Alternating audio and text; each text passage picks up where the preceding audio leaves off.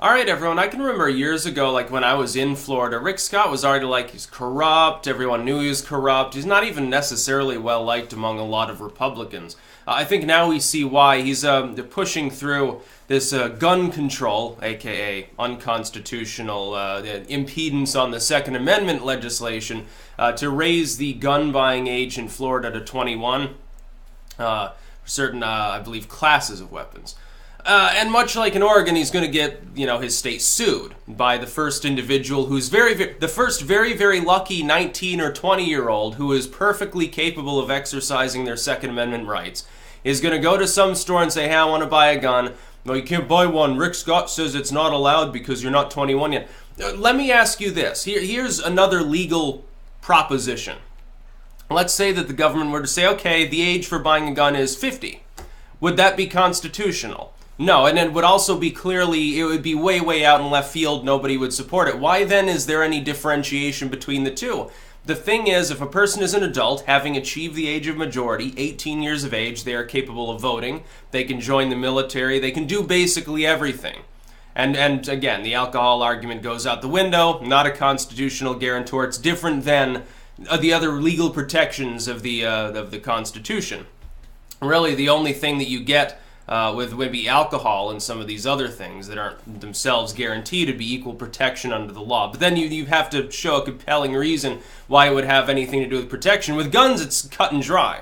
19-year-old owns a home, bad neighborhood, wants to buy a gun to defend their home. No, says Rick Scott, you can't do that because you're not 21. Unconstitutional, absolutely. So congrats to the next millionaire in Florida who will be the person who wages the very short, cut and dry, extremely simplistic legal case against the state of Florida saying, well, I was deprived of one of my constitutional rights because, the state says I'm not old enough. And because of McDonald versus Chicago, I believe it was, there's already a precedent for the states having to abide by the Second Amendment. Some people, they don't know anything about, I guess, Supreme Court decision because they don't analyze politics. They don't care about the issue, maybe, or they're just a gun grabber.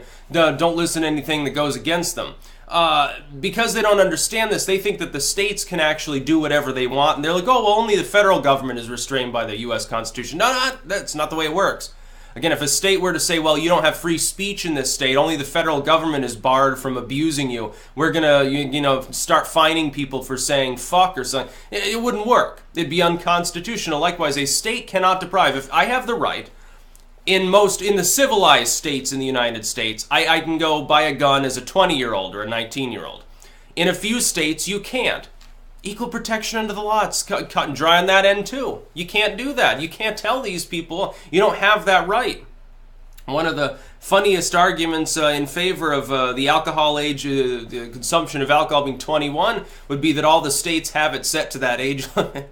Of course, then there's a little bit of discretion involved. Nobody cares if you're an Italian family, your kid had a sip of wine, communion wine. Nobody cares. Really, nobody cares if you're like 20 and you drank a Budweiser. Yeah, you may think you get like paranoid and you think, oh, the cops are going to bust down my door now and I'm going to be in prison for the rest of my life. It doesn't quite work that way. You'd be very unlucky indeed for that to happen. But with Rick Scott is just a boring neocon. He's always been a boring neocon. He's a corrupt rhino, basically. And this just shows exactly what I've said for years now about the Republican Party, and even Trump.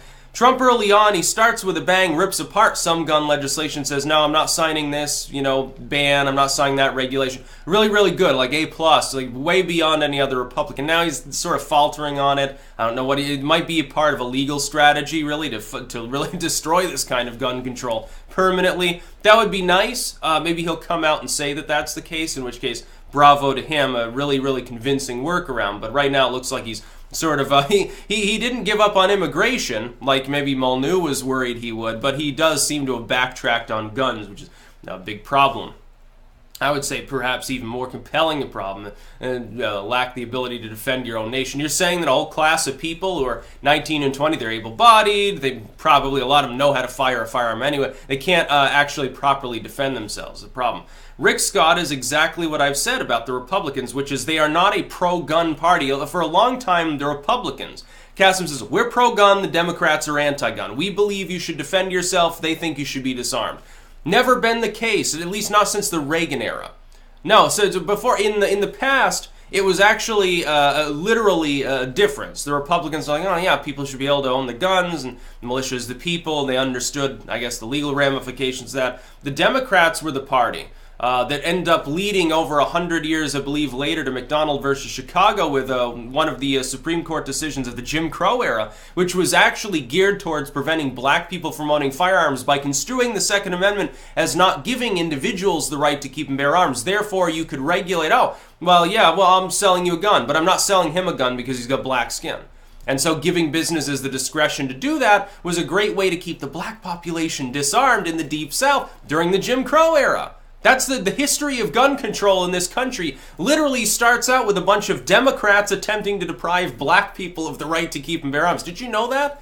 Did you even know? Go ahead and look it up. The prior history of gun control, a la the late British period before we become a country, is the British tried to take away a bunch of arms that had been stockpiled by a bunch of citizens to try to defend themselves, and they said, well, you're rebels, so you're not allowed to own firearms. Yeah, big mistake. It sort of leads to a revolution. You think it's about a tea tax. No, the wider fighting did not happen because of a tax on tea. No, it's sort of the civil disobedience. Not necessarily always nonviolent. That certainly begins with taxation and representation in general. But it's firearms that really kick off the shooting. I wonder why. Florida is going to get sued, and the Republican Party for a long time has not been pro-gun. They simply want to maintain the existing disarmament anti-gun legislation. They're the party of no more gun control. The Democrats are the party of, oh, just a little bit more. And then when they get it, the Republicans eventually enshrine it, and the Democrats then find the next bit that they want to work towards. And so it's a slow erosion of the Second Amendment over time that largely, I hate to say, activist courts have been the ones primarily standing in the way of this bullshit.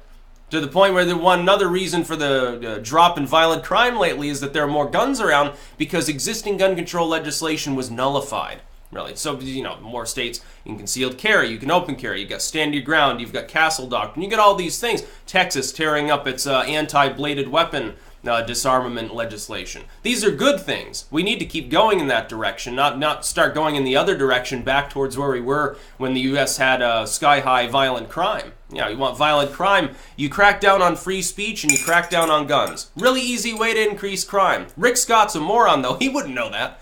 By the way, there's a picture of Rick Scott who's tight-lipped, looking off this. If you rotate his mouth 90 degrees, it looks like a little bit like a vagina. Yeah, I'm not surprised. He's a vagina face.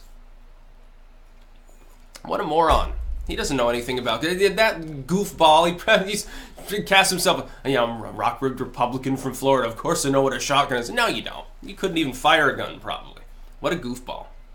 Rick Scott, about the least lovely, the Republican Party needs to kick people like Rick Scott out before it ends up alienating large swaths of its own base. It's like, hey, our party just absorbed several million Union Democrats. It's riding high. What do we need to do? Let's piss off a bunch of small-town Americans who just want to be left alone with their AR-15s, and we're going to start sounding like Democrats on the issue so that they end up voting Libertarian. What a wonderful idea that sounds like. The third-party loyalty is probably going to rise because of this. People are going to look for a party that's actually pro-gun. It's not the Republicans. Hasn't been the Republicans in a long time. Keep in mind, more evidence of another thing that I've said. Trump is not far right. He's not a conservative. He is a Manhattan liberal, but he's a business liberal. He's not a social justice warrior a la California.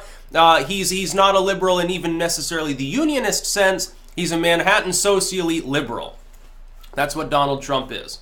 No, he's not, I don't think, honestly, I wouldn't think he's anti-gun, but he probably does think some of his proposals are good ideas. They're not. They'll get ripped apart in court. Certainly, the mental illness background checking would get ripped apart the first time someone with mild depression gets a gun taken from them. It'll go bye-bye. It'll never happen again.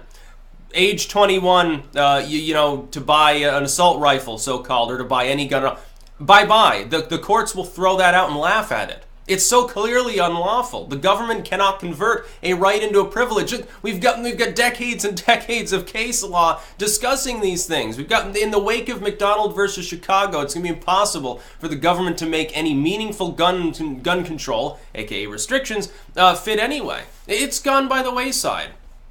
People decided a decade ago they wanted the crime to go away. They felt unsafe, so they bought more guns. Crime went down. Huzzah! The Democrats should be celebrating, not using the deaths of small children as a reason to push more stupid legislation that won't work.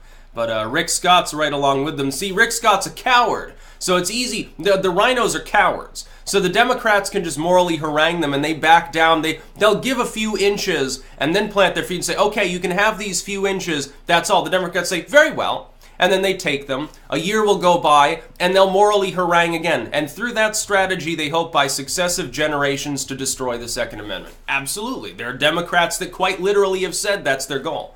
Maybe a Feinstein or a Rosie O'Donnell. There are liberals who actually do want to abolish it because they think we need to be more like Europe. Now, I think we need to be safe and not constantly harassed and blown up and hit by trucks, but they want that. They want that kind of weird lifestyle, that weird maybe Brazil or 1984 style dystopia. That's what they want. It's not Democrat. I'm not saying Democrats, I'm saying liberals. And plenty of Republicans fall into that category at this point, including marginally Donald Trump. It's just that he's been choosing issues on which that's the right way to go. Like he abandoned gay marriage as a wedge issue. The Republicans kept losing on it. He forsook it. He's not apparently as war friendly as a John McCain is. That's really good. Trust me, that's a huge brownie point for him. On guns, though, he needs to side with the conservatives, or he's going to end up fucking the party over. That's about all. Peace out.